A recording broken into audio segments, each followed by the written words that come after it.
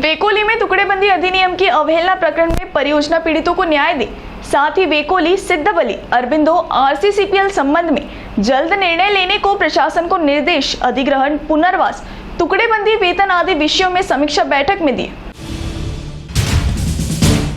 राष्ट्रीय पिछड़ा वर्ग आयोग के अध्यक्ष हंसराज अहीर ने Siddhbali, Parsoda limestone mines, KPCL, Aurobindo company से संबंधित ओबीसी और अन्य श्रेणियों में किसान और नागरिकों के प्रलंबित समस्या और कंपनी प्रबंधन द्वारा किए जा रहे अन्यायकारक धोरण के संबंध में जिला अधिकारी और प्रशासन के वरिष्ठ अधिकारियों की उपस्थिति में समीक्षा बैठक कर जल्द से जल्द सभी समस्याओं पर हल निकालने के निर्देश दिए। जिलाधिकारी कार्यालय में राष्ट्रीय पिछड़ा वर्ग आयोग के अध्यक्ष हंसराज अहीर की अध्यक्षता में आयोजित इस समीक्षा बैठक में जिलाधिकारी विनय गौड़ा, उपविभागीय अधिकारी चंद्रपुर पवार, उपविभागीय अधिकारी वरोरा श्रीमती लंगड़ापुरे, सहायक कामगार आयुक्त, भू अर्जन अधिकारी आदि उपस्थित थे।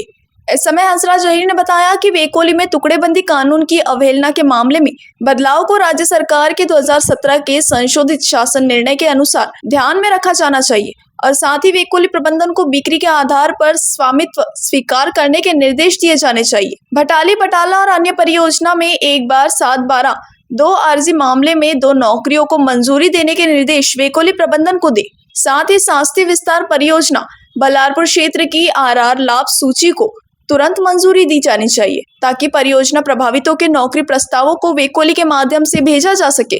सिद्धबली कंपनी के पुराने श्रमिकों के बकाये और उनके नौकरी के मुद्दे पर प्रबंधन गंभीरता से कार्रवाई नहीं कर रहा है, इसलिए जिलाधिकारी को अन्यायग्रस्त श्रमिकों को न्याय दिलाने के निर्देश दिए। साथ ही सिद्धबली अधिकारियों के साथ जल्दी बैठक बुलाने का सुझाव दिया। कोरपना तालुका के अरबिंदो माइंस और आरसीसीपीएल परसोड़ा लाइमस्टोन कंपनी में खनन कार्य शुरू करने की अनुमति देना प्रशासन की एक बड़ी गलती थी। इस मौके पर केपीसीएल के मुद्दे पर चर्चा की गई। जिला प्रशासन ने वन भूमि पर पुनर्वास एवं उत्खनन की जानकारी प्राप्त कर कानूनी प्रक्रिया लागू करने की सलाह दी। इस बैठक में अहीर ने रॉयल्टी की निगरानी, केपीसीएल छोड़ने वाले वाहनों के रिकॉर्ड, वे ब्रिज पर खदानों से कोयला परिवहन वाहनों का क्रॉस सत्यापन और ड्रोन के उपयोग का भी सुझाव दिया। चंद्रपूर जिल्ह्यातील प्रकल्पग्रस्त आणि पुनर्वसनाकरता आज बैठक घेण्यात आलेली होती। त्या बैठकीमध्ये अरबिंदो कंपनी जी आलेली मायनिंग कंपनी, कोळसा खनन करणारी नवीन कंपनी, त्याच्यासोबतच या ठिकाणी केपीसीएलचे पण त्या प्रकल्पग्रस्तांचे प्रश्न प्रलंबित चाललेले आहेत।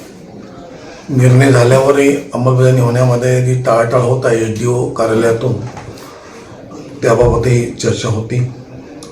सोबतच आरसीसीपीएल कंपनीने जे आपल्या परसोळा भागात जमीन अधिग्रहण करण्याकरता अनागानी करत आहेत, 10% पण जमीन घेतलेली नाही, तरी पण त्यांनी मायनिंग सुरू केलेलं आहे, अवैध आहे। त्याच्या संबंधात कलेक्टरशी चर्चा करून जमीन अधिग्रहण लवकर केल्यावरच अधिक मायनिंग करावं लाईमस्टोनची, ही पण एक बैठक होती। आणि डब्ल्यूसीएलमध्ये भटाडी, धोपताला, एकोना भागातील आणि नागलोण या क्षेत्रातील ज्या जमिनीचे तुकडे आहेत, त्याला जे लहान लहान तुकडे आहेत, त्या संबंधात पण बैठक घेऊन त्या सर्व प्रकल्पग्रस्तांना नोकरीसाठी डब्ल्यूसीएल टाळाटाळ करीत आहे। कलेक्टरचा आदेश असतानाही तुकडेबंदीचा कायदा आळा करून त्यांनी काही नोकऱ्या थांबवल्या आहेत, तो एक विषय आज बैठकीत घेण्यात आलेला आहे। आणि अशा प्रकारे केपीसीएलचे प्रलंबित प्रश्न, चिचोटी गावचं अधिग्रहण, उरलेल्या जमिनीचं, अरविंदोमध्ये एकमुष्ट जमीन घ्यावी अधिग्रहण करत असताना, या अशा अनेक विषयावर आज विशेष करून मायनिंगबद्दल विशेष बैठकी झाल्यात। आणि ज्या दोन्ही कंपन्यांमध्ये आज उत्पादन चालू आहे, केपीसीएल, अरबिंदोमध्ये, हे लिगल आहे का हे तपासून पाहायला मी त्यांना सांगितलेलं आहे। कारण अरबिंदोमध्ये पण गावाचं पुनर्वसन करायचं शिल्लक आहे, केपीसीएलमध्ये सुद्धा बनासगावचं पुनर्वसन झालेलं नाही आहे। आणि महाराष्ट्राचा जो पुनर्वसन कायदा आहे त्यामध्ये आधी पुनर्वसन नंतर उत्पादन हे ठरलेलं असतानाही ज्या अवैध मार्गाने परवानगी दिलेली असेल ती त्वरित थांबवून त्यांना पुनर्वसन प्राधान्याने करण्याकरता मी निर्देश दिलेले आहेत। अधिग्रहण सरसकट करावी, नंतर त्यांनी प्रोजेक्ट चालू करावेत असा एक विषय आज बैठकीत होता. आणि यासोबतच फॉरेस्टच्या अधिकाऱ्यांना पण आपण बोलवलेलं होतं. त्यामध्ये फॉरेस्टच्या अधिकाऱ्यांची बैठक होऊन त्यांनाही मी सूचना केल्या की जर KPCLने आपला निस्तार हक्काचा उल्लंघन केलेलं असेल फॉरेस्टच्या डायरेक्शन्स न मानताना बनासगावचं, तर त्याची आपण जो अहवाल बनवला आहे त्या अहवालात स्पष्ट आहे की KPCLनं त्या ठिकाणी जे निर्देश होते फॉरेस्टचे, ज्या अटीखाली आपण मायनिंगसाठी परवानगी दिलेली आहे फॉरेस्टच्या जमिनीमध्ये, त्याचं त्यांनी उल्लंघन केल्याचं आपण लिहिलेलं आहे. मग त्यांच्यावर ताबडतोब कारवाई करून FIR FIR करावी किंवा वरिष्ठांना सांगून त्या फॉरेस्टच्या जमिनीतलं खनन थांबवावं, याकरता आपण ताबडतोब पावलं उचलावीत अशा सूचना केलेल्या आहेत. एकूण हे सगळे विषय आज बैठकीत होते. या सगळ्या विषयाने घेऊन पुन्हा 5 तारखेला बैठक आहे.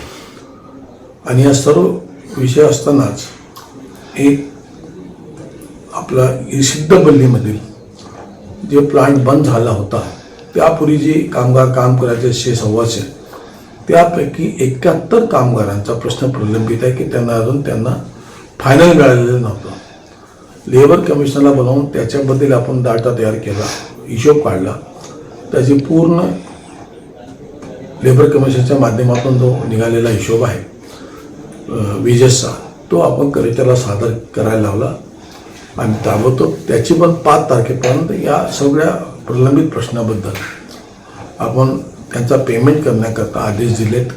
कलेक्टरच्या माध्यमातून कंपनीने त्यांना पगार दिला पाहिजे असे विषय होते. सगळे विषय व्यवस्थितपणे झालेले आहेत. याचा पुन्हा आपण 5 तारखेला बैठक घेणार आणि त्याचा अंमलबजावणी करण्याकरता आपण त्या ठिकाणी कारवाई करणार आहोत.